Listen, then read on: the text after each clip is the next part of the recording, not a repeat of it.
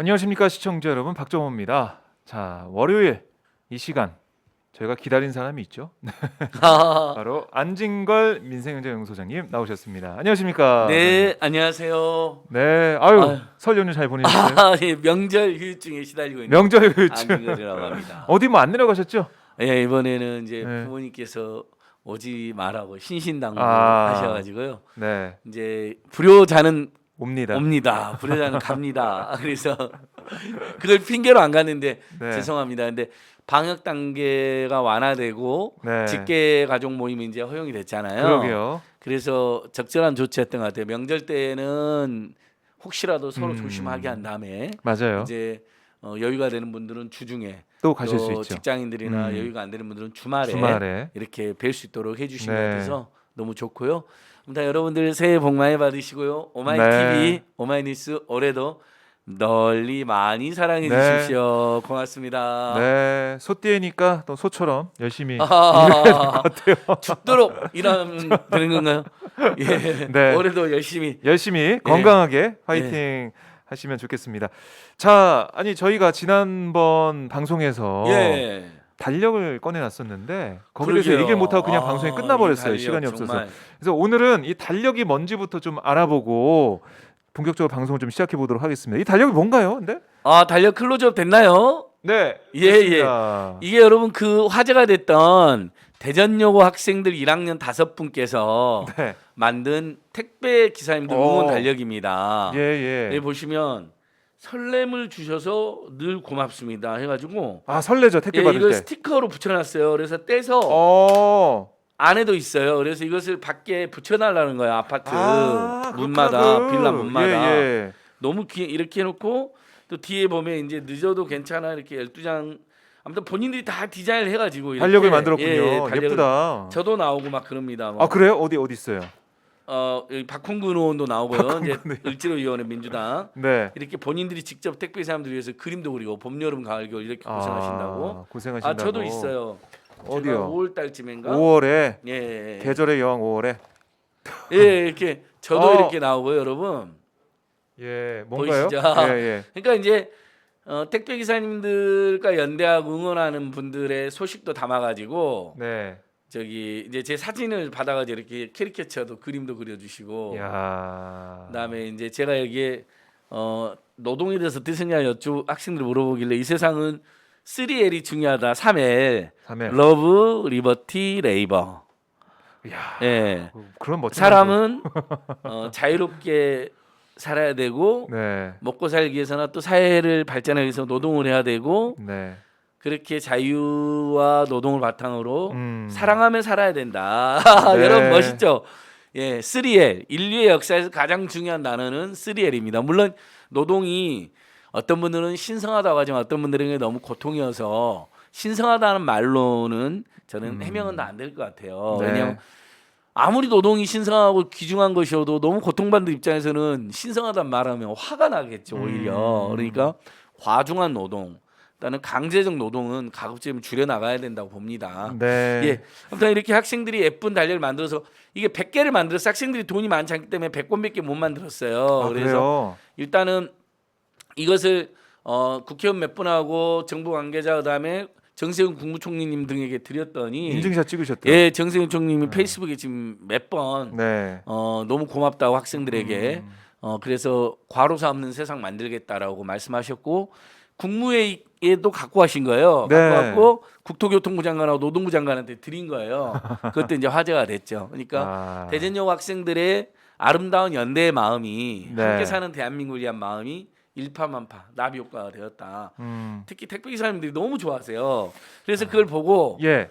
그럼 우리가 학생들의 마음을 이어받아야겠다, 여러분. 그래가지고 이제 민생경제연구소 등등이 나서서 네. 한 10,000권을 찍으려고 그래요. 그래요? 10,000권을 찍으려면 한 1,000만 원 정도가 들더라고요. 그래서 네. 이미 가지고 있는 기금에다가 조금 모금을 해가지고 10,000권을 찍으면 이제 기사님들한테 한 권씩 드리고 그다음에 나머지는 이제 국토교통부 관계자들 네, 또뭐 정책을 국회의원들, 만드는, 네. 정치와 정책 책임자들에게 보내가지고 정말 이번 다행히 네. 설 명절 전에 긴급 조치를 좀 했잖아요. 그렇죠. 기사님들이 막 파업도 한다 그러면서 네. 그래서 설 명절 전후에서 지금 과로사가 다행히 발생하지 않았어요. 맞아요. 정말 그럴 수가 다행입니다. 없었어요. 다 과로사 생길까봐 노심초사 그러니까요. 걱정하셨거든요. 그렇잖아요, 우리 여러분 집집마다. 근데 이건 우리 국민들의 현명한 대처도 크게 작용을 했는데 이번에는 네. 집집마다 보시면 선물이 먼저 도착한 집이 많아요. 미리 좀 일찍. 좀 분산식 시켰고 저 같은 경우는 설 후에도 도착하는 게 한두 개 있어요. 네. 연락이 왔길래 설 전에 보내지 마시라. 안 보내도 되는데 정 보내려면 설 후에 보내라. 오히려 더 기분 좋을 것 같다. 맞아요. 그렇잖아. 이렇게 잠깐 다 받아보고 끝나는 게 아니라 네. 설 전후에 이렇게 넓게 야, 분산되는 설치- 그런 예. 뭐 좋은 것도 있네요. 맞습니다. 그렇게 네. 해서 여러분 대전역 학생들 정말 큰 박수 보내줘야 됩니다. 네, 그래서 제가 박수 저희가 박수. 그래서 보내드립니다. 제가 이걸 10,000개를 찍어가지고 네. 제작을 지금 이제 여기 뭐 더 이상 죽이지 말아도 있고 그런데 네. 이걸 하면 어떻게 할 거냐면 학생들 초대를 해서요. 네. 국무총리실이랑 국회랑 탐방도 하고 택배 노조랑 간담회도 하고 그렇게 해갖고 우리 학생들이 직접 이걸 전달하도록 네. 택배 달력을. 왜냐하면 제작비만 제가 냈지 돈은 사실상 모든 건 학생들이 한 거거든요. 이렇게 디자인이라든지 그러니까요. 예. 참 대단하네요. 대단 학생들이. 정말 참 그래서 우리나라의 미래가 밝다. 네. 저는 이런 생각을 다시 한번 해봤습니다. 네. 신장식 알겠습니다. 변호사님도 있네요. 그 뉴스 공부하는 네. 그렇네요. 그러니까 저 택배기사님들하고 연대하거나 본인들이 생각하기에 네. 노동 존중을 위해서 애쓰는 분들. 자. 이분은 이제 박홍근 의원이죠. 민주당 을지로위원회 전 위원장. 이렇게 좋습니다. 참 마음이 너무 예쁘더라고요. 네. 맨 뒤에 늦어도 괜찮아. 이렇게 늦어도 해놨어요. 괜찮아. 예. 여러분 정말 우리 학생들 너무 좋죠? 네, 좋습니다. 자, 올해 새해 복 많이 받으시고 오늘 기분 좋은 소식으로 이렇게 함께 사는 대한민국. 네. 좋습니다. 예, 좋습니다. 야, 이게 뭐 저희가 이제 사실 음력으로 이제 설이 돼서 예. 새로운 해가 돼서 좋은 소식 시작돼서 너무 감사하고 기쁘고 또 저희가 할 얘기가 이 얘기 좀 해왔으면 좋겠어요. 재난지원금 얘기. 4차 재난지원금 예. 이제 좀 두텁게 또 빠르게 지원하겠다라는 예. 당정청의 합의가 좀 있어 보이는데요. 어떻게 보고 계십니까? 어제 설날에도 네, 민주당에서 회의를 했죠. 그렇습니다. 자, 저는 사실은 설 전에 발표가 네. 됐어야 된다고 주장을 했습니다. 설 전에. 아, 자, 설 직후에는 힘들게 12월, 1월, 2월 네. 이 세 달을 힘들게 버텨온 자영업자들에게 선별 지원금. 그러니까 영업 손실 보상금은 계산하려면 시간이 오래 걸립니다. 네. 또 소급 적용 논란이 있고 돈도 많이 들겠죠. 네. 최소한 어쨌든 그분들이 3차 재난지원금에서 받았던 거 플러스 알파로 100만 원, 200만 원 긴급히 지원을 하자. 네. 자, 그 다음에 우리 국민들 모두에게 전국민 재난지원금을 병행해서 주자. 그럼 이렇게 되는 겁니다. 설계가 여러분. 자, 일단 중소상공인 입장에서 지금 너무 버티기 힘듭니다. 그러니까 200만 원, 300만 원에도 영업 금지, 영업 제한 업종에 3차 재난지원금에서 주는 것 플러스 알파로 네. 빨리 드리고요. 이분들 버틸 수 있도록. 그 다음에 방역 단계가 지금 완화됐잖아요. 그렇죠. 오늘부터. 네. 저는 매우 긍정적으로 봅니다. 이걸 무조건 시비가 거는 국민의힘이나 나경원 씨나 오세훈 씨의 태도는 옳지 않습니다. 안철수 씨도 마찬가지고요. 본인들도 시간을 완화해달라고 주장을 했습니다. 1시간이든 네. 2시간이든. 근데 완화하니까 또 우왕좌왕한다고 비난하고 있습니다. 그냥 비난할 거리를 계속 찾는 거죠. 예, 뭐. 그건 너무하는 것 같아요. 그거는. 아니, 예를 들면 실제로 300명으로 완화가 됐고요. 네. 평균. 그러면 2단계가 된 거거든요. 그럼 통계 수치대로 해야 되는 게 맞고요. 그렇죠. 그리고 국민들을 계속 2.5단계나 3단계에 준하는 상태에서 이렇게 두실 겁니까? 그럴 수는 없는 거잖아요. 본인들도 그리고 완화해달라 그랬잖아요. 그렇죠. 바이러스가 밤에만 돌아다니는 네, 네. 말도 하면서 바이러스가 밤에 돌아다니는 게 아니라 사람이 계속 돌아다니다 보면 걸릴까봐 그런 건데 안철수 맞습니다. 대표님도 황당한 말씀하셔갖고 문제가 됐었는데 네. 그 상태에서 300명대가 유지되니까 2단계로 내리고 네. 그동안 장사를 못하게 했던 분들 장사 오늘부터 시작되고 그렇습니다. 그다음에 일반 식당이라든지 이제 저기 뭐 카페나 술집 같은데 10시까지가 수도권은 되는 10시까지. 겁니다. 비수도권은 이제 아예 제한이 그렇죠. 없어졌어요. 그다음에 네. 수도권 영화관이나 PC방 같은데 이제 제한 없이 되는 거죠. 네. 대형마트나 시민들의 삶이 굉장히 이제 좀 나아지는 거죠. 음. 자, 이렇게 이런 조건에서 우리가 이제 200명대로 가고 네. 방역을 좀 더 성공하면 네. 일단은 어려웠던 중소상공인들에게 추가로 재난지원금을 선별해 주고 그 다음에 사실 여러분 자영업자 지인들이나 본인한테 한번 물어보십시오. 뭘 원하니 두 가지로 원합니다. 네. 장사를 좀 원래대로 하게 해달라는 거라고. 음. 그러나 방역 때문에 협조를 하겠다는 것이고. 네. 그러나 그게 너무 길어지고 또 너무 고통스러우니까 이제 볼멘 소리가 나왔던 거죠. 이 우리 오마이 TV 스튜디오에 있는 데다가 제가 여기 끝나고 나가면 민주당사 가깝거든요. 네, 네. 가보면 거의 매일처럼 전국에 업종별, 지역별, 부문별 중소상공인 단체들 와서 이른바 집회나 시위를 하고 계십니다. 1인 맞아요. 시위를 살려달라. 1시간만 연장해달라. 그렇습니다. 12시까지만 하게 해달라. 그러니까 이분들 상태거든요. 그러니까 그렇게 장사를 이제 그래서 오늘 조치가 완화된 거고 거기다 너무 힘드니까 1월달, 2월달 영업 손실 200만 원, 300만 원이든 긴급해 드리고 네. 그 다음에 장사하는 분들 제일 원하는 게 보니까 손님이 많이 들어오는 거거든요. 맞아요. 그러면 전 국민 그럼 우리 국민들이 가려면 돈이 있어야 갈 거 아니니까 네. 전 국민 재난지원금이 아. 3월 안에는 나와줘서 이제 이제 열심히 소비를 해가지고 네. 내수 경제가 확 살아나는. 그래서 사실 여러분 방역을 전 세계에서 우리나라 제일 잘했다. 아닐 수 있습니다. 우리나라보다 더 잘한 나라 있을 수 있죠. 이 팬데믹 위기 속에서 경제를 우리나라보다 잘한 나라, 우리나라 제일 잘했다. 아닐 수 있습니다. 우리나라보다 더 잘한 나라가 있을 수 있습니다. 하지만 분명한 것은 방역과 경제, 그 다음에 시민들의 참여를 통해서 최대한 민주적인 방식으로 네. 이렇게 위기 상황을 대처한 건 대한민국이 최고라는 건 분명한 사실입니다. 이건 결국 국뽕이나 과장이 아닙니다. 네. 그리고 뭐 문재인 정부를 좋아하니까 무조건 이것을 옹호한다 이런 태도도 옳지 않습니다. 잘못한 거, 예를 들면 동부구치 사건 같은 건 정부 책임이 맞죠. 잘못했죠. 지적받아야죠 당연히. 그다음에 방역에 있어서도 우리 자영업자들 이야기한 것처럼 예를 들면 아침부터 문을 열어서 9시에 문을 닫는 식당하고 달리 주로 술을 파는 집은 6시에 문을 맞아요. 여니까 시간을 제한해달라는 주장이 있었습니다. 6시에 문을 열어서 뭐 11시까지 하게 하든지 네네. 뭐 PC방도 마찬가지죠. 그러니까 그런 지적은 일리가 있잖아요. 업종별 상황에 맞게 시간을 정하고 출입 인원을 제한해달라. 네네. 근데 그런 게 안 받아들이는 게 있거든요. 근데 그런 거 지적받죠. 그래서 근데 이제 그런 지적이 있으면 수정 보완이 됐기 때문에 최대한 시민 참여 방역이라는 평가를 받는 겁니다. 예를 들면 실내 체육시설에서는 샤워가 되는데 실내 체육시설은 샤워를 못 하게 했거든요. 그렇죠. 이 샤워를 풀어줬죠. 이제 이렇게 네. 의사소통형 피드백하면서 가는 겁니다. 근데 그 정부의 방역 조치를 맹비난하던 헬스관장님이 한 분 있었습니다. 뭐 전두환이냐, 뭐 네. 함부로 하니까 전두환이냐 풍자라면서 군사독재 만세 막 이렇게 해갖고 조롱이 좀 심해서 눈살을 찌푸리게 한 분이 있었는데 그래요. 결국 그분 헬스관에서 지금 집단 감염이 발생했습니다. 정말요? 예. 네. 그래서 또 화제가 되고 있는데 그래서 나경원 씨가 또 이렇게 이야기를 했어요. 9시까지 하는 건 탁상행정이다. 헬스는 주로 저녁 직장인들이 퇴근하고 6시나 7시 와서 하지 않느냐. 네. 맞아요. 그런 주장들이 있기 때문에 10시로 지금 연장된 거예요. 그러면 이건 칭찬해줘야 하는 또 욕을 하고 있다는 게 문제인 것이고 국민의 분들이. 그다음에 나경원 씨가 헬스관 9시까지 하는 것은 탁상행정이라고 했는데 바로 그 헬스관에서 집단 감염이 발생했거든요. 그러니까 탁상행정이 아니라 원래 이제 우리 박원순 시장님이라든지 유명한 말 남겨놨잖아요. 네. 입장 대응이나 축소 대응보다는 과잉 대응이 낫다. 이 상황에서는 일부 과잉 대응이 있었을 수 있죠. 하지만 네. 그건 이해가 되잖아요. 집단 감염의 발병이 우려가 있는 곳에 있어서 조금 과잉 행정이 있을 수 있습니다. 과잉 대책이. 근데 그것 때문에 지금만큼 잡아온 것이거든요. 국민들은 네. 그걸 이해하고 있고, 근데 그걸 무조건 비난만 하는 태도는 옳지 않다. 음. 그래서 이제 오늘 다시 이제 민주당이 이낙연 대표 어제 이렇게 가다가 잡은 것 같아요.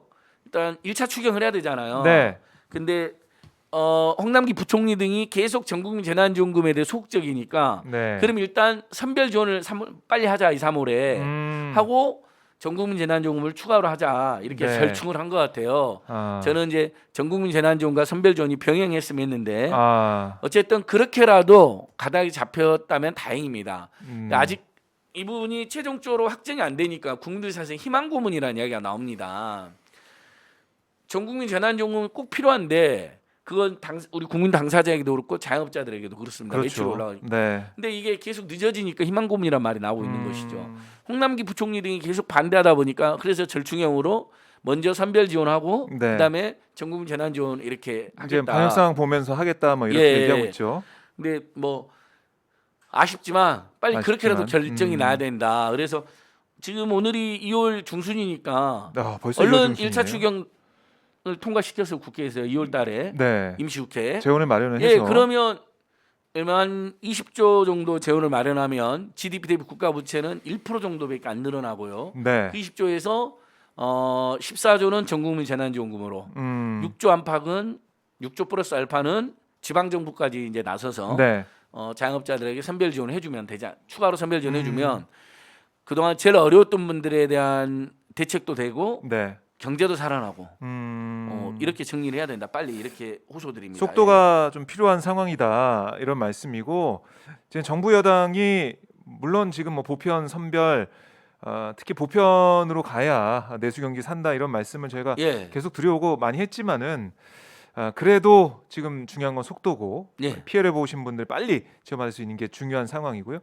이제 그 이후에는 보편 지급이라고 하는 전국민 재난 지원도 당연히 추진하는 거겠죠? 어떻게 보세요? 예, 아니 그렇게 지금 김태년 원내대표 오늘 얘기를 그렇게 발표를 하던데요. 했잖아요. 네. 그러니까 그 재정 당국이 계속해서 선별과 보편을 둘 다 동시할 수는 없다라고 네. 우기니까 음. 저는 정말 답답한데요. 네. 어쨌든 그러면 2, 3월에는 선별 지원을 먼저 하고 아하. 지금 제일 어려운 네. 12월, 1월, 2월 3달 됐거든요, 여러분. 그렇죠. 아예 영업이 금지된 네. 업종 같은 경우는 한번 생각을 해보세요. 한 달에 그래도 4,500은 있어야지 아이들과 함께 키울 수 있을 텐데 최소 2, 300은 있어야 돼, 3, 400은 있어야 되잖아요. 근데 네. 그게 한 푼도 안 들어온다고 생각하면 이분도 어떻게 삽니까? 그러니까 빨리 지원해 줘야 되는 거죠. 네. 그 방역을 위해서 문을 닫았으니까 그래서 지원이라고 하지 말아라.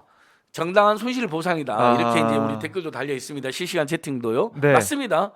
손실 보상을 빨리 해줘야죠. 근데 이제 소급해서 할 거냐는 재정 문제도 있고 논란이 있으니까 일단 1월, 2월 분이라도 빨리 하고 예, 최대한 그게 300만 원이든 200만 원이든 네, 속도가 중요하고 빨리 손실 보상을 해주고 네. 그게 지원이라는 이름이든 손실 보상이라는 이름이든요. 예. 그 다음에 작년 내내, 그다음에 올해 1월, 2월, 그리고 작년 추석, 올해 설날에도 국민들은 방역에 협조했거든요. 네. 마스크 가격이 지금도 늘어나고 있습니다. 아하. 얼마나 힘들었습니까? 그다음에 이분들에게 응원과 보답과 위로와 격려 차원에서 우리 국민들에게 동시에 국내에서만 지역에서만 쓸 수 있는 지역 신용카드 포인트나 네. 지역화폐로 지급함으로써 지역 경제를 단숨에 살려내는 내수 경제로 활성화시키는 예. 지금 4분의 1분기까지가 어렵거든요. 4분의 2분기부터는 국내 경제가 다 풀리게 돼 있습니다. 백신도 들어오고 백신이라든지 네. 치료제라든지 그다음에 코로나도 좀 더 줄어들 상황이니까 날씨도 따뜻해지면서요. 네. 그래서 4분의 1분기를 버틸 수 있는 힘으로 전국민 재난지원금 4인 가구 기준으로 작년에 100만 원씩 됐는데 저는 4인 가구 기준으로 120만 원까지 조금씩 올리자. 네. 1인 작년에 1인 40, 40, 2인 60, 3인 80이었잖아요. 80, 예. 저는 이 부분을 다 한 20만 원씩 올려서 1인 60, 2인 80, 3인 100, 4인 120만 원 이렇게 해서 경제를 확 살려내자 네. 이렇게 호소 드려 봅니다. 알겠습니다. 자, 뭐 이 정부와 여당의 움직임 저희가 좀 보도록 하고요. 저희가 다음 주에도 이 문제는 계속 짚어나가도록 하겠습니다. 자, 그리고 이제 2월이 됐습니다. 2월이 예. 되면 저는 좀 설레는 느낌이 있어요. 왜냐? 대학교 다닐 때 참 2월 겨울이 가고 봄이 올 때쯤에는 새로운 학기가 시작이 되잖아요. 네. 근데 대학 등록금 문제 다시 이게 또 불거지고 있다고 하더라고요. 왜냐하면 이제 대학 같은 경우는 비대면 수업으로 좀 많이 좀 가고 있고 예.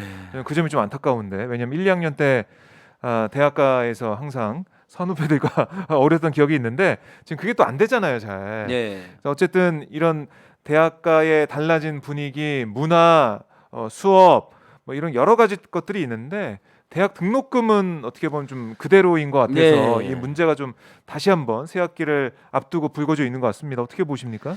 자 이제 곧 있으면 개강합니다. 네.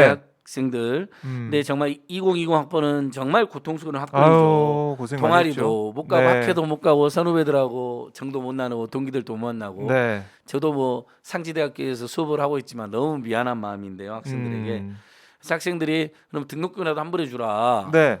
수업의 양가지를 확 떨어졌으니까. 작년에 그 얘기를 좀 많이 예, 했죠. 예. 그래서 뭐 1학기, 2학기 때 대학들이 뭐 10만 원, 20만 원 정도 음. 이렇게 환불해 줬습니다. 굉장히 작은 금액이죠. 그래서 지금도 불만이 여전한 상황이고요. 네. 다만 이제 올해 지금 파악을 해보니까 네. 대부분 대학들이 99%는 등록금을 동결했습니다. 아주 일부 대학이 이제 인하를 했고요. 네. 인상은 한 곳이 있는데 사실 등록금 인하를 해줘야 될 상황이죠. 그러니까 저도 그게 예, 좀 동결을 넘어서 네. 1년 내내 수업이 제대로 이루어지지 않았습니다. 그렇죠. 교수님하고 학생들이 만나서 강의실에서 집중적으로 수업해야 수업의 효과가 제일 높은데 온라인으로 이루어졌고요. 네. 온라인상에서도 보면 특히 시간 강사들을 중심으로는 외래 교수나 시간 강사 중심으로는 시설이 없으니까 프레젠테이션 파일에다가 네. 음성을 탑재해가지고 올리는 기능이 있거든요. 아. 엄밀하게 보면 동영상 강의가 아닙니다. 동영상으로 흐르는 프레젠테이션입니다. 거기에 이제 네. 저기 음성만 이제 올라가는 음성만 거죠. 예. 탑재되어 있는 거죠. 아. 사실 일반 대학에 비해서 등록금이 3분의 1밖에 안 되는 사이버 대학보다 강의 수준이 떨어지는 거죠. 네. 사이버 대학이나 온라인 대학은 제가 경희 사이버 대학에서 겸임 교수 돼봤는데요. 시설이 잘 돼 있습니다. 이렇게 학생들이 뒤에 이렇게 칠판에 판서들 해가면서요. 네. 녹화가 잘 됩니다. 어. 이게 올라가니까 학생들이랑 강의실에서 수업한 거랑 거의 비슷하다고 보면 됩니다. 그렇네요. 실시간 시설 잘 돼 있네요. 질의응답만 안 될 뿐이지. 네. 근데 그보다 훨씬 못한 상태에 있으니까 그러면 그런 논리에 비추면 등록금 3분의 1만 받아야 되는 것이죠. 그러니까 그것도 대학 시설도 이용 못 하고 예, 아무것도 이용도 사실은 못 했죠. 뭐 집에서 비대면을 예. 할 수 있는 그런 상황인데. 다만 이제 대학들도 인건비도 줘야 되고 또 온라인 수업에 준비하는 비용도 네. 대부분 사이버 캠퍼스를 다 서둘러 구축했거든요. 그런 그래서 비용들. 네, 뭐 3분의 1, 2분의 1로 깎아줄 수는 없다 하더라도 어쨌든 최소한 제가 보기에는 한 3분의 1 정도는 그래도 환불해 줬어야 되는데 네. 3분의 1은커녕 뭐 1년에 이제 300만 원이다 그러면 아니 900만 원이다 등록금이 그러면 300만 원이라도 돌려줬어야 되는 건데 네. 10만 원, 20만 원만 돌려줬기 때문에 이제 아하. 1학기, 2학기 다 합쳐도 뭐 20만 원이나 30만 원, 40만 원밖에 안 되잖아요. 그러니까 학생들 불만이 큰데 맞아요. 어쨌든 이번에 인하는 아니지만 그래도 이 상태에서 등록금을 올리면 어떻게 되겠습니까? 등록금 동결이 됐고요, 다행히. 근데 저희는 추가로 인하가 있거나 아니면 학생들에게 2021년 1학기도 지금 온라인 강의가 될 것 같거든요. 그럼 1학기 네. 한해서라도 뭐 학습 장려금 형식이라도 30에서 50만 원 더 지급했으면 좋겠고요. 예. 다행히 학자금 대출 이자율은 1.85%에서 문재인 정부에서 더 떨어져서 올해는 1.7%로 적용이 됩니다. 그래서 그 부분 이제 요즘에 등록금을 여러분 바로 학자금을 빌려서 이자를 내는 게 아니라 학자금 빌린 다음에 본인이 졸업해서 네. 돈을 벌면 이자를 내는 거로 바뀌었거든요. 그러니까 굉장히 대학 다니기는 예전에 비해서는 편해졌습니다. 네. 등록금 부담이 크지만 근데 이제 더 놀란 것은 여러분 미국의 조 바이든 대통령께서 학자금 지금 코로나 때문에 빚 있는 국민들이 제일 힘들다. 네. 그 중에서도 교육 때문에 진 빚은 사회가 탕감해줘야 되는 데서 지금 1인당 1,100만 원을 이자를 깎아주는 게 아닙니다. 여러분 이자율을 내리는 게 아닙니다. 우리 정부는 이제 이자율을 내려는데요. 1.85%에서 1.7%로. 그러니까요. 그러니까 얼마나 획기적 파격적입니까? 아예 빚 학자금 빌린 거 있잖아요. 다들 뭐 많이 빌리면 몇 천만 원까지 있을 거 아닙니까? 네. 그 중에 1,100만 원을 아예 없애주겠다는 거예요. 그래서 지금 민주당 의원들이 그 법안을 냈고요. 예. 많게는 5천만 원까지 탕감하는 법도 냈는데 어쨌든 정부 대통령은 1,100만 원 탕감하겠다, 없애주겠다. 만약에 국회에서 통과 안 되면 행정명령이라도 내려서 통과시켰다고 했습니다. 그러니까 여러분 미국이란 나라가 많은 문제가 있죠. 다른 나라에서도 다른 나라에 대해서도 막 전쟁이나 암살 같은 것도 그동안 자행해왔고 국내적으로도 보면 트럼프 시대를 통해서 보면 미국의 민주주의가 엉망이 됐습니다. 인종차별이나 총기 사고 너무나 많고요. 하지만 여전히 미국이라는 나라가 대단한 게 뭔가 위기가 닥쳤을 때 국민들에게 엄청나게 지원을 해주는 시스템을 가지고 있는 거예요. 네. 당장 1,100만 원 우리나라에서 지금 1,100만 원 탕감해 준다면 어떻게 될까요, 여러분? 정부에서 당장 어떻게 될지 조중동에서 공산주의다, 사회주의다, 나라 말아먹는다, 재정 파탄이다라고 난리를 필 겁니다. 네. 맨날 그자들이 말로는 뭐 미국대로 해야 된다, 미국이 최고다, 미국이 살 길이다, 미국만 완전 숙미주의자들이 많잖아요. 친미 사대주의자들이라고 저는 생각하는데 맨 미국 찬양만 해요. 미국이 그렇게 나쁜 짓을 해도 네. 북한하고 미국하고 갈등을 하면 한민족이 북한 편을 드는 게 아니라 미국 편을 들어주면서 조선일보 같은 경우는 북미 관계라고 안 해요. 네. 미북 관계라 그래요. 자기 조국이 미국인가 봐요. 네. 북미 관계라고 해야 되잖아요. 자연스럽게. 그러니까 미국 아니 네, 모든 언론이 대부분 북미 관계라고 써요. 거의 대부분 그렇죠. 예. 그다음에 네. 상식적으로 그렇잖아요. 네. 근데 조선일보는 미북 관계라고 쓰더라고요. 왜 그럴까? 아니 자기 조국이 미국이라고 생각하는 거겠죠 소속이. 그러니까 정신적 미국 시민권자인 거죠. 네. 몸은 코리아이지만 마음은 영혼은 미국인 이제 정신적 미국 시민권자라고 하는데 우리가 네. 그런 사람 너무 많은데 근데 뭐 그 미국에서 진짜 배워야 될 건 이런 거죠. 야, 1인당 1,100만 예, 원. 1인당 1,100만 원 지금 탕감한다는 겁니다, 여러분. 예.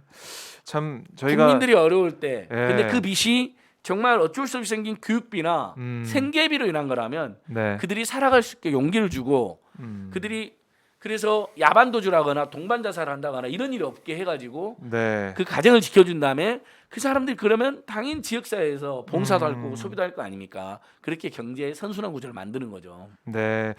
참 이 저희 등록금 문제 이거는 뭐 아무래도 올해도 제가 볼 때는 계속해서 뭐 예. 인하를 요구하는 목소리 나올 것 같아요. 그럼요. 지금 당장 뭐 저희가 이제 반값 등록금 국민본부라는 시민단체도 있고 그런데 네. 벌써 네. 이제 대학생 단체들이 1학기도 온라인 수업을 할 거면 네. 등록금을 인하해야 된다 또는 아. 환불해줘야 된다는 여론이 벌써 비등하고 있습니다. 작년에 네. 소송도 있거든요. 학생들이 맞아요. 등록금 일부 네, 돌려달라고 그 소송 결과도 이제 지켜봐야 될 것이고요.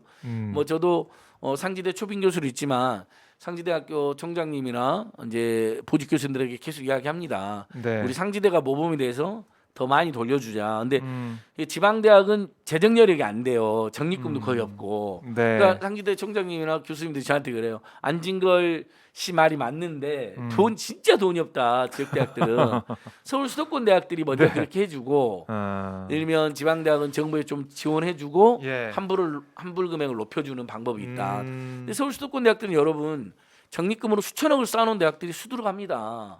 연세대, 이대, 홍대 적립금이 막 5천억, 6천억, 7천억씩이에요. 네. 이런 사람들은 진짜 돌려줘야죠 학생들한테. 그만큼 맨날 자기들 입으로는 자본주의를 찬양합니다.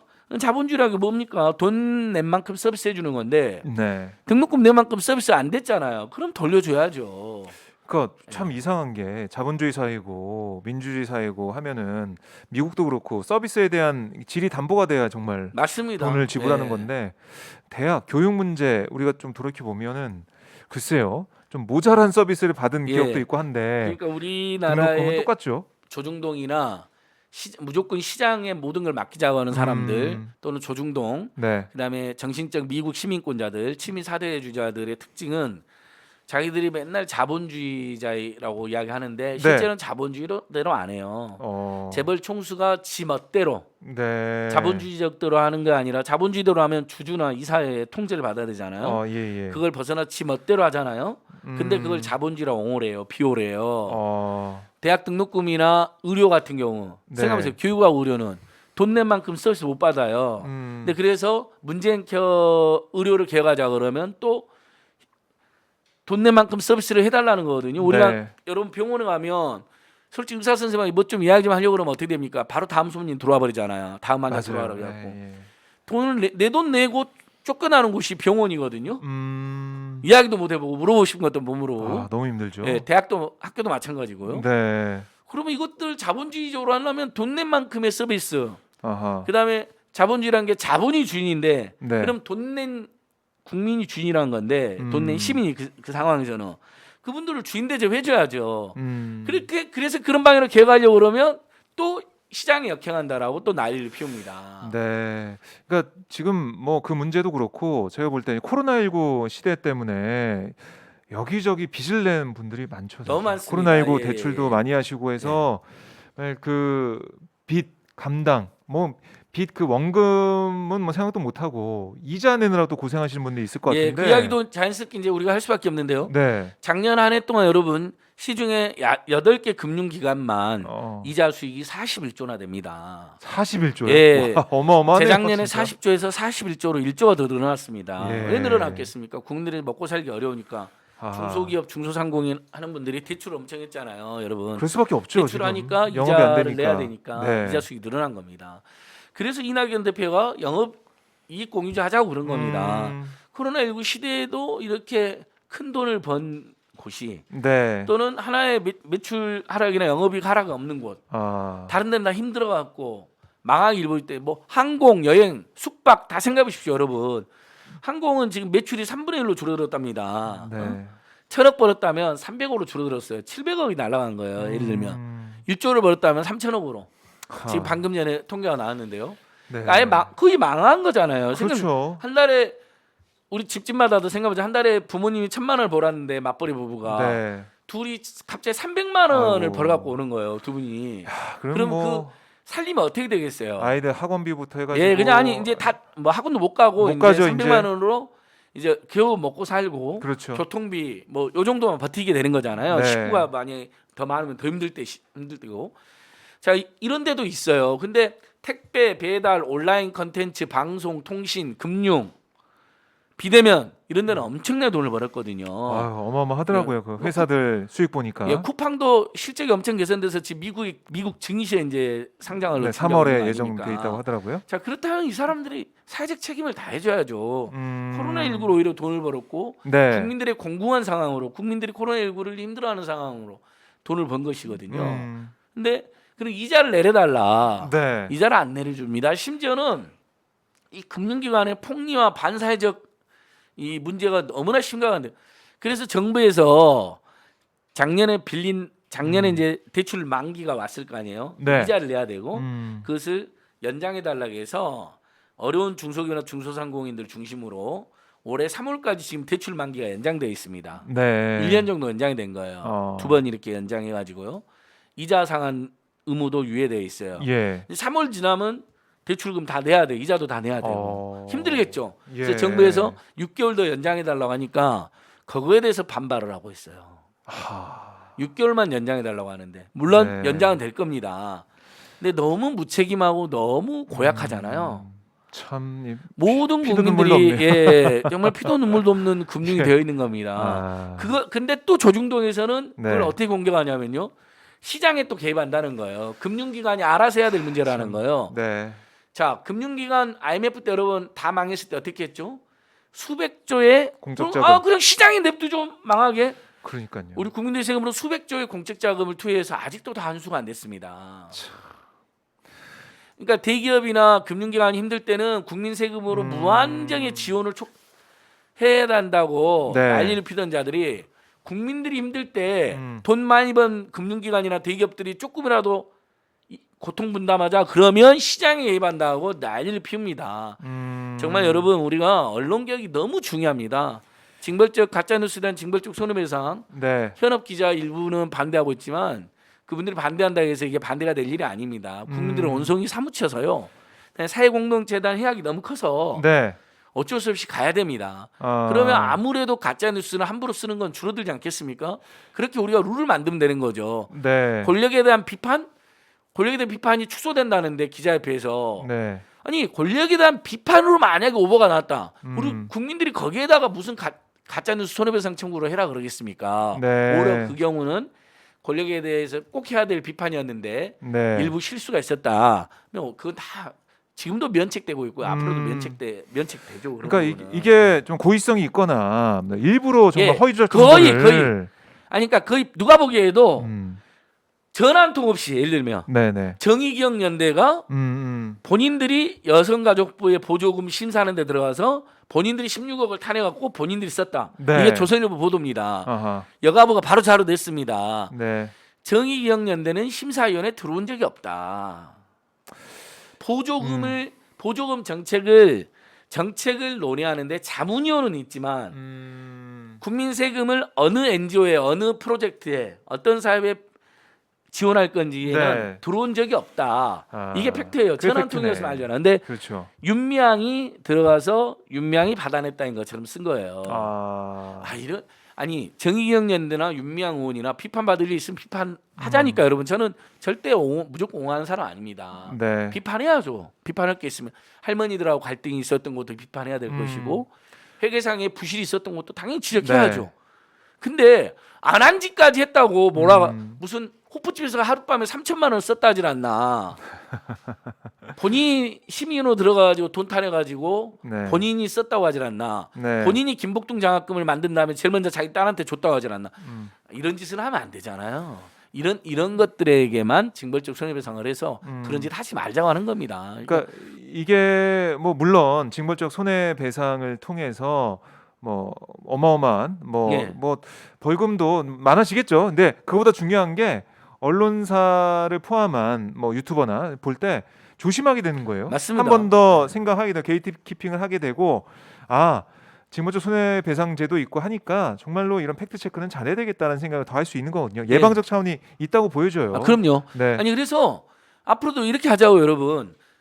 징벌적 손해배상을 우리가 적극 지지해서 통과를 이제 촉진하되 네. 정말 예를 들면 종교 권력 지금 한국 사회 가장 문제가 되는 게 검찰 권력, 그다음에 언론 권력, 그다음에 사법 권력, 그다음에 최근에도 그 폐해가 계속 들어오는 종교 권력 이런 거 아닙니까?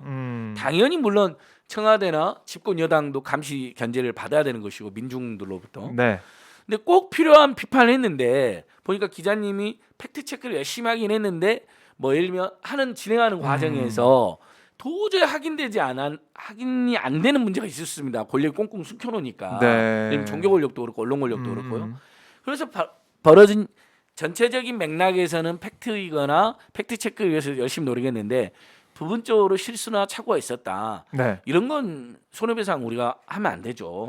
당연히 반대죠. 그래서 그 뜨시는 언론인들이 사회적으로 영향력이 큰 집단에 대해서 네. 혹시 그런 집단에서 벌어지는 부패나 비리가 있다면 더 열심히 취재하게 만들어줘야죠. 응원해주고. 그렇죠. 그것도 진짜 필요하죠. 근데 정말 누가 봐도 의도성이 전환통도 있고 안 하고 고의성이 있고. 예, 고의적으로 악의적으로 명백하게 가짜 뉴스로 그게 어떤 정부 기관이든 그게 일반 개인이든 어떤 단체든 네. 그렇게 되면 아니 심지어는 기업도 마찬가지입니다. 음. 그렇게 해서 망한 기업이 우리나라에 많습니다. 팩트 체크가 제대로 안 돼가지고 네.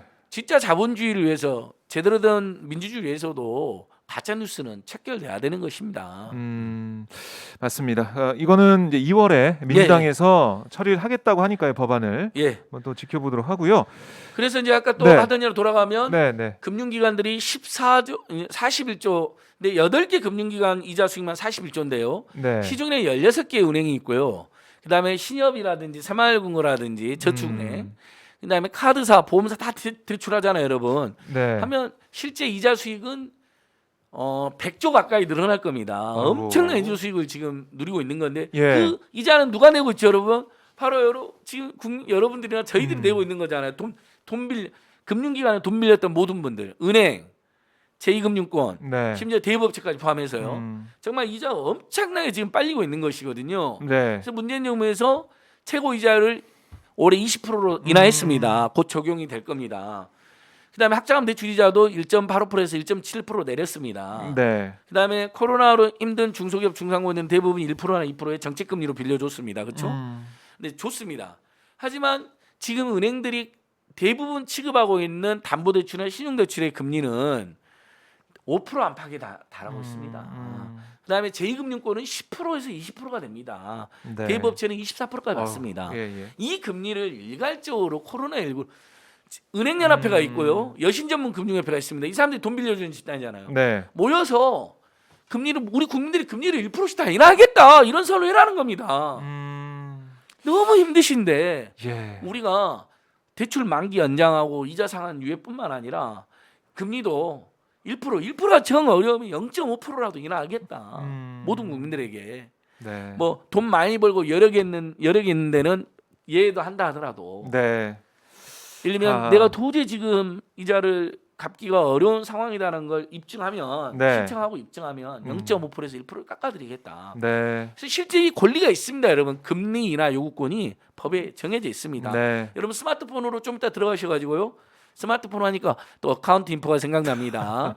신용카드 포인트, 휴면여금, 휴면보험금, 그다음에 소액계좌 전부 돌려줍니다. 이거 이번 명절 전후에서 제가 아주 박수 많이 받았습니다. 이거 어카운트 인포 널리 알려드려가지고 제가 이제 매주 2주에 한 번씩 매불쇼도 나가고 있어요. 팟캐스트 예. 매불쇼에서 방송해줬는데 너무 큰 도움이 됐다고. 이게 이 어카운트 인포. 근데 이 어카운트 인포가 너무 좋은 돈이 게요. 되는 정보. 네.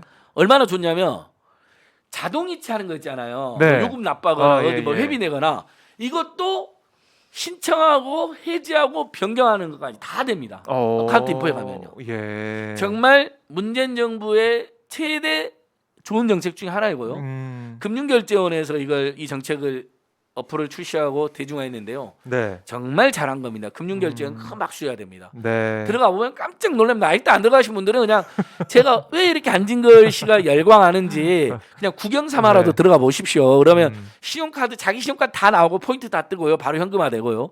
네. 자기 휴면예금 다 뜨고 바로 현금화되고요. 휴면보험금도 다 뜨고 바로 현금화되고요.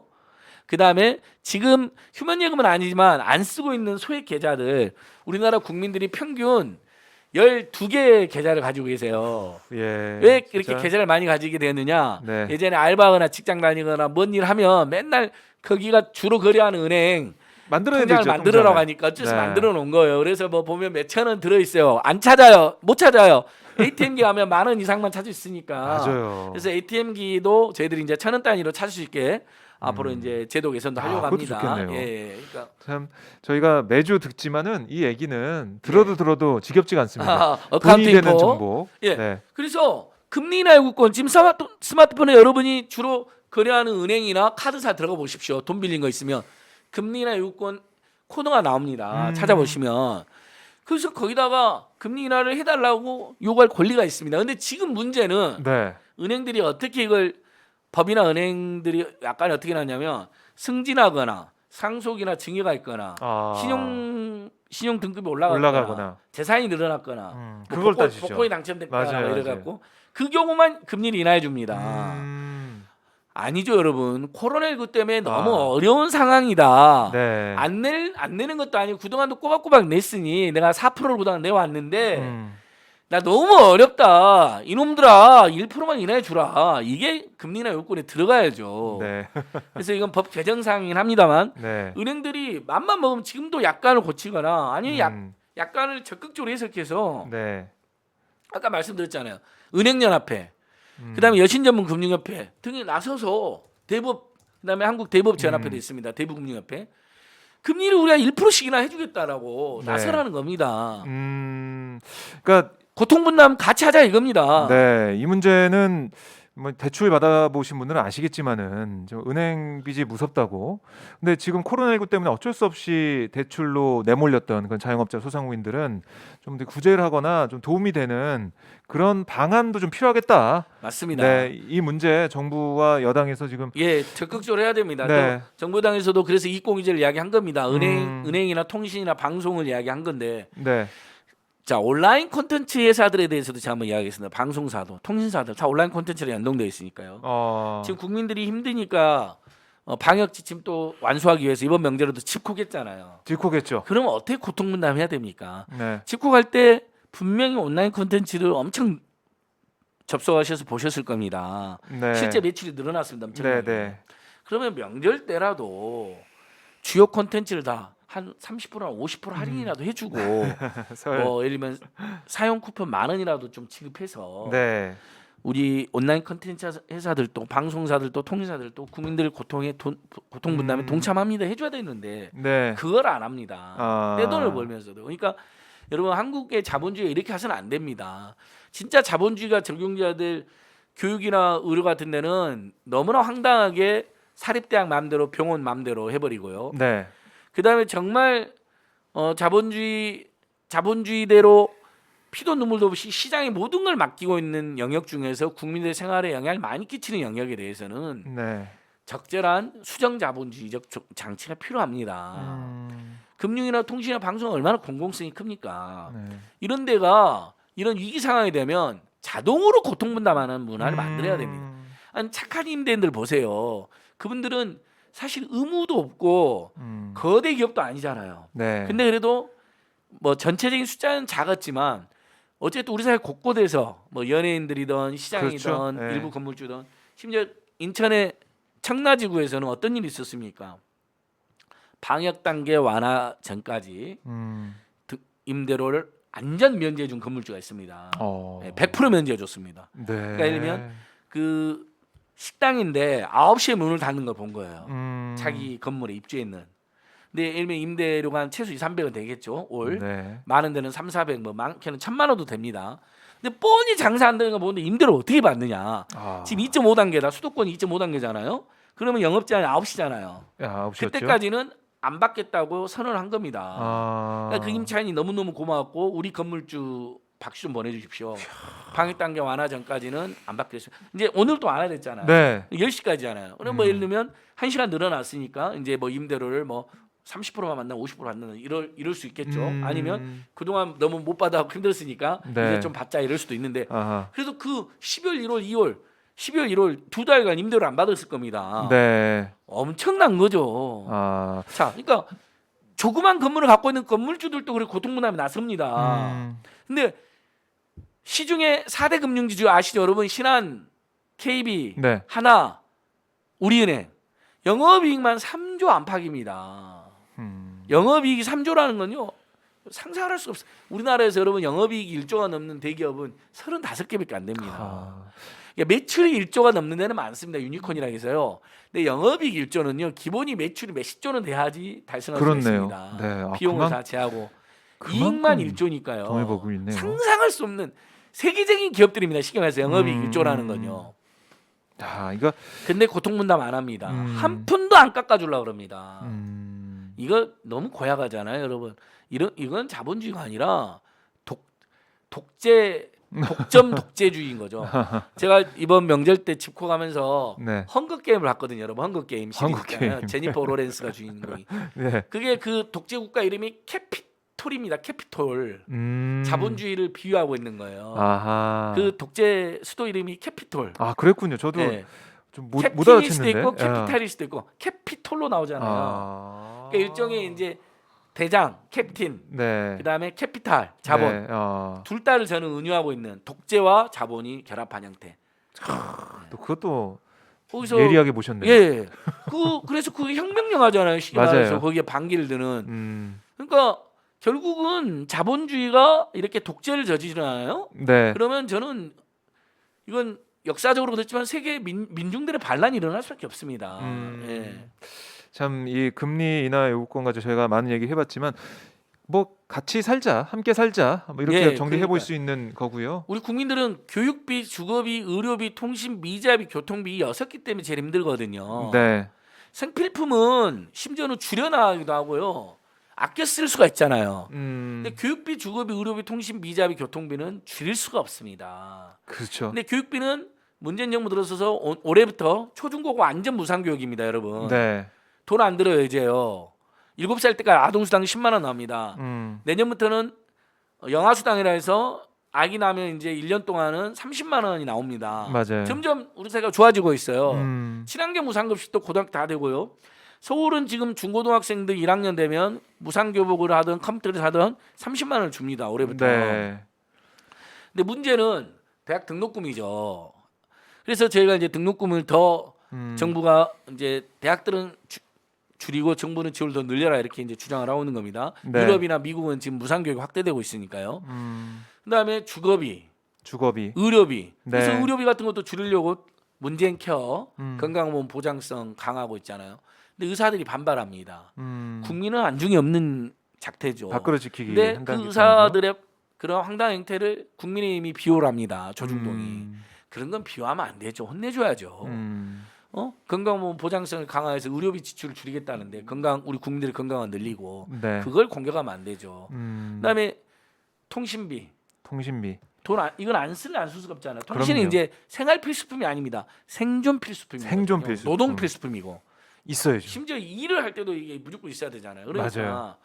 통신비 당연히 지금보다 반값 통신으로 가야 됩니다. 통신 3사도 지금 영업이익이 합쳐서 3조가 넘습니다. 3.5조에 4조가 됩니다. 네. 그다음에 이자비 아까 말씀드렸죠. 금융기관의 폭리가 너무 심합니다. 예금 금리는 마이너스입니다. 한 푼도 금리를 안 줍니다. 야. 대출 금리만 어떻게 이렇게 받아갈 수가 있냐? 예대 마진이 너무 커요. 예대 마진이 사상 최대치로 벌어져 네. 있습니다. 참 저희가 하나하나 좀 짚어봤는데 바꿔야 될 게 올해도 너무 많다. 아직 많이 남아 있다는 생각이 들고요. 예. 저희가 나경원 전 의원 항고 이제 하셨잖아요. 그분은 정말 너무나 아직도 뻔뻔하게 네. 서울시장 열심히 나왔는데, 지금 하고 있더라고요. 서울시장 예, 경선에. 뭐 말도 안 되는 헬스장 가가지고 네. 탁상행정이라고 맹비난했죠. 근데 근데 헬스장에서 집단 감염 발병했습니다. 네. 그럼 본인이 정부를 맹비난한 거 내가 잘못했다. 아, 헬스장에서 집단감을 발병했구나. 네, 네. 이게 양심 있는 태도죠. 아, 딱 아시죠? 좀 아닥하고 계십니다. 아닥. 입을 딱 닥치고 계십니다. 보좌관이 후보로 보좌관이 나와서 네. 본인 허위 학력을 2개나 게시했는데 보좌관이 기소돼가지고 유죄선고가 났는데 또 역시 입을 닥치고 계십니다. 말씀하셔야죠. 내가 허위 학력 게시했는데 보좌관이 기소가 됐다. 너무 미안하다. 잘못했다. 왜 말 안 할까요? 국민들이 알면 왜 보좌관만 기소가 됐지? 나이가 날 거거든요. 이상하다 생각할 수밖에 없죠. 예, 이걸 뭐 지금 모르게 넘어가려고 하거든요. 심지어 검찰도 기소할 때 보도자료도 안 냈습니다. 그렇게 정부 여당 인사나 검찰 개혁을 주장하는 인사나 진보 개혁 인사나 네.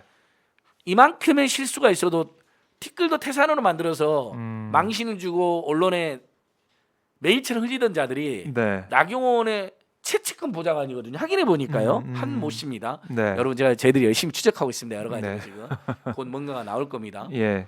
그건 꽁꽁 숨겨놓은 거예요. 심지어 동작구에서 선거에 났던 다른 후보들도 모를 정도로. 참. 선관위도 조용히 고발했고요. 네. 검찰은 아예 모르게 어. 보좌관만 기소를 했습니다. 담당 판사는 여러분 또 허선하 부장판사님입니다. 허선하 부장판사님. 네. 정광훈을 정광훈. 풀어주고 네. 문재인 대통령한테 간첩이나 공산주의나 많은 것도 무죄선고한 의문의 판사인데요. 아니 당연히 이건 범죄자가 후보자인데 왜 보좌관만 기소됐냐 한마디 해야 될 거 아닙니까? 네. 그냥 기계적으로 검찰이 보좌관만 유죄 선고하고 기소한 대로. 그것도 솜방망이인 80만 원 허위학력을 2개나 게시를 했는데요. 네. 80만 원만 선고했습니다. 참, 이 나경원 전 의원 지금 서울시장 후보로 뛰고 있고 뭐 유력한 국민의힘 후보로서 뭐 국민의힘의 후보가 될 가능성이 높아요. 높습니다. 근데 저희는 항상 말씀드렸잖아요. 나나땡 나경원 씨 나오면 땡큐다. 저는 우리 서울 시민들이 네. 이렇게 많은 문제가 있는 사람 그런데도 단 하나도 인정도 사과도 안 하는 사람에 대해서는 준엄한 심판할 거라고 봅니다. 네. 한번 저희가 살펴보도록 예, 계속 보고요. 저희가 또 우리 오마이TV가 네. 국민의 언론사이기 때문에 네. 저의 주장만 일방적으로는 할 수는 없습니다. 저는 네. 충분히 이해하고 네. 다만 저희가 말씀드린 건 팩트이고 언론 보도도 이미 확인된 된 부분만 이야기드립니다. 헬스장 가서 탁상 행정은 맹비난했습니다. 문재인 네. 정부의 방역을. 그러나 헬스장에서 집단감이 발병했습니다. 네. 그 헬스장은 물론 나경원 후보가 간 헬스장은 아닙니다만 근데 그 헬스장 관장은 똑같이 나경원 후보랑 같이 네. 정부의 방역을 전두환 식이다. 그러면서 풍자로 네. 전두환 군사독재 만세 뭐 이렇게 해갖고 둘살을 찌푸렸던 분입니다. 네. 근데 집단 발병했잖아요. 그러면 본인이 그때 정부를 맹비난한 거 잘못했다. 역시 좀 과잉하더라도 해야 되는 게 맞았다라고 해야 되는데 예. 가만히 계신다는 거죠. 최소한 인정하고 반성을 해야 될 거 아닙니까? 네. 보좌관만 기소인 것도 그렇고 선거법을 위반한 겁니다. 유권자를 속인 거예요. 2건이나. 당연히 반성. 그러면 이건 후보직을 사퇴라는 요구까지 나올 수 있는 사안입니다. 근데 언급을 아예 안 하고 있다는 거죠. 네. 그래서 공약으로 내세운 게 겨우 2층 버스입니다. 지금 서울 시민들이 2층 버스가 시급하다고 생각하는 사람 누가 있겠습니까? 교육, 주거, 의료, 통신, 이자, 교통비 줄여주고 네. 서울의 과밀 문제를 해결해 달라는 것이거든요. 그러면 국회나 서울대 이전해 달라는 요구가 엄청 있습니다. 네. 국회 이전 안 된다잖아요. 서울을 지키기 위해서. 근데 저희는 지금 정책적으로 그분을 지금 조목도 반박하는 겁니다. 네. 국회가 왜 서울에 있어야 됩니까? 도대체 요즘 같은 온라인 시대, 유비코트스 시대에 지금 그 정부 부처 사람들이 서울에 오느라고 국회에 오느라고 예. 시간과 돈을 엄청 차라리 팔고 있잖아요. 세종시로 가야지. 거기서 오히려 세금도 줄이면서 출장도 네. 아끼면서 거기서 정부 부처가 있는 세종시에서 국회 가서 국회의원들도 정부 부처를 면밀하게 감시하고 정부 부처도 국회 감시 견제를 거기서 일상적으로 받으면 되는 겁니다. 네. 그러니까 이게 너무 네. 비효율적인 이런 면들이 있기 때문에 서울을 육사. 예. 발전시키기 위해서 그러니까 육사는 여러분 왜 또 서울에 있어야 됩니까? 강원도 같은 데 가서 지역 발전도 하고 최전방에서 나라 지키면 되는 거죠. 네. 그렇죠? 그다음에 그러니까- 육사 부지에 대규모 대규모 공공임대주택 지어서 우리 청년들 신혼부부들한테 제공하면 되는 거 아닙니까? 네. 그러니까 뭐 서울시장 선거가 다가오고 있기 때문에 많이들 좀 여러 가지 생각하실 것 같아요. 뭐 예. 개발 공약도 많이 들어오고 여러 가지 부동산 정책 얘기도 많이 얘기하잖아요. 예, 예, 그래서 예. 그런 것 때문에 좀 현혹될 수가 있는데 과연 서울 미래에 있어서 제일 중요한 게 뭘까? 우리나라 발전을 위해서 우리나라 함께 잘 살기 위한 그런 방향이 뭘까라고 또 많이 고민을 하실 것 같습니다. 지금 나경원 씨나 오세훈 씨 주장처럼 하면요. 2007년, 2008년도 이명박 오세훈 때에 네. 뉴타운 광풍이 재현되는 겁니다. 아. 모든 규제를 풀고 무조건 개발하겠다는 거잖아요. 네. 그럼 여러분 서울은 이미 과밀 개발 상태인데 엄청난 투기가 벌어집니다. 네, 네. 투기도 투기 차단도 다 없애겠다는 거거든요. 모든 규제를요. 재개발, 재건축, 뉴타운 같은 걸 다 활성화하고 그거에 대해서 투기 수요를 차단한 투기에 대한 규제를 다 없애는 거예요. 네. 세금 규제도 종부세도 폐지 또는 안 하는 거거든요. 이들의 계획대로는요. 이렇게 되면 어떻게 되냐면요. 정말 엄청난 서울 전역이 다시 투기판이 되는 겁니다. 그렇죠. 옛날 뉴타운 광풍처럼요. 그래서 온주민들도 쫓겨나는 거예요. 세입자들뿐만 아니라 온주민들도 쫓겨나고 왜냐하면 다 수용하니까 네. 수용하는데 심지어 온주민들도 제대로 갑동 못 가고 쫓겨났죠 옛날에도. 그래서 많은 용산 참사 이런 일이 있었잖아요. 네. 큰일 납니다. 그다음에 그래서 이제 우리 국민들께서 이제 이런 풍자를 하죠. 나경원 씨한테 저희 그런 말도 안 되는 공약 내세우지 마시고 전국의 고등학생들을 서울대 연구실에서 한 달 이상 무상으로 예. 교수 3인, 대학원생 3인, 6인의 지원을 받아서 국제학술대에 낼 수 있는 논문 2개를 만들어주겠다는 공약을 내라. 아드님 그렇게 했잖아요. 네. 고등학생은 알 수 없는 내용으로 이건 서울대 교수가 실토한 거니까 저는 여러 가짜 뉴스 찾기를 주장하는 저이기 때문에 저는 팩트가 아닌 걸 이야기하지 네. 않습니다. 그리고 제가 혹시라도 이야기하다가 나중에 팩트가 일부 숫자에 오리 같은 게 있으면 저는 그걸로 잠을 못 자요. 바로 고치고. 예, 바로 고쳐야 되고 안 네. 그러면 심지어 그 다음에 갖고 반드시 교정해드리고요, 사과하고요. 학교 다닐 때 수업할 때도 그랬어요. 지금도 우리 학생들한테 제가 수업하는 내용 중에 제가 혹시 이야기하다가 말을 빨리 하거나 네. 아니 여러 가지 예를 들거나 해서 혹시 사실에 착오가 있거나 숫자가 틀린 거 있으면 예. 반드시 말해달라. 그건 정말 여러분이 꼭 해줘야 될 의무다. 네. 그래서 바로 잡고 바로 사과하기도 하고. 예. 참. 근데 그래서 그 다음에 또 이런 공약을 내세우라 하더라고요. 네. 저기 대학생들의 성적을 뒤에서 A+로 강사가 알아서 다 네. 고칠 수 있게 해주겠다. 뭐 이런 그러니까 공약을 나경원 씨가 내라는 네. SNS 엄청난 풍자가 지금 이루어지고 있습니다. 네, 그만큼 국민들이 볼 때 네. SNS상에서 볼 때는 그만큼 나경원 전 의원이 여러 가지 뭐 의혹이나 여기에 대해서 충분한 해명이나 또 전혀 안 하죠. 아예 국민들의 언급을 안 하죠. 어떤 뭐 용서나 이런 걸 받기에는 좀 부족하다라고 예, 예, 많이 예. 생각하시는 것 같고요. 한번 선거 근데 또 과정 하나 지켜봐야죠. 여러분 하나만 네. 더 이야기하고 네, 네. 마무리할 텐데요. 네. 문재인 대통령한테 간첩이니 공산주의자니 정말 분단 조국에서 간첩이나 공산주의는 국가보안법으로 사형을 당한 범죄입니다. 그렇게 몰려 죽은 사람이 얼마나 많습니까? 네. 이명박 박근혜 때도 지금 유호성 씨, 그 다음에 홍당철 씨, 탈북자분들 다 간첩으로 몰렸습니다. 조작이라고 다 밝혀졌습니다. 네. 근데 그건 무죄가 됐는데 나경원 사무실 앞에 가서 뼛속까지 친이라고 쓴 사람들은 지금 또 징역형이 나왔습니다. 벌금형도 아니고요. 서기호 판사님하고 제가 이제 방송을 했는데 맞아요. 경범죄라고. 경범죄다. 아니 간판에 낙서한 네, 거예요. 네, 쉽게 말해서 네. 침입한 것도 아니에요. 건물 입구에 보면 입간판 있잖아요. 그렇죠. 나경원 사무실, 후보 사무실. 거기에 뼛속까지 친이라고 썼더라고요. 6개. 우리 일본 이렇게 네, 네. 낙서 우리 일본 4자, 뼛속까지 친일 어. 6자. 그러니까 10자 플러스 알파를 한 거예요. 물론 남의 얼굴에 저 나경원 낙선운동하는 저지만 저희들도 그런 행동은 안 합니다. 어쨌든 그 사람의 간판에 그렇게 하는 건 실례인 면이 있죠. 네. 원래대로라면 그러니까 꾸중 듣고 그러지 말라고 그 다음에 그 간판 교체 비용 내고 끝나면 돼요. 그게 정 문제가 되면 경범죄입니다. 경범죄. 그러니까 쉽게 말해서 낙서. 네. 낙서한 거죠. 네, 그냥. 낙서가 예. 경범죄 있거든요. 네. 그러면 될 일을 검찰이 기소를 했습니다. 얼마나 이 나경원과 관련해서 검찰이 입착강이 심하냐면 나경원과 관련된 모든 문제는 검찰이 기소를 안 하고요. 나경원이 제기한 모든 문제는 검찰이 기소를 합니다. 네. 나베라고 했다가 네티즌들 수백 명 기소됐고요.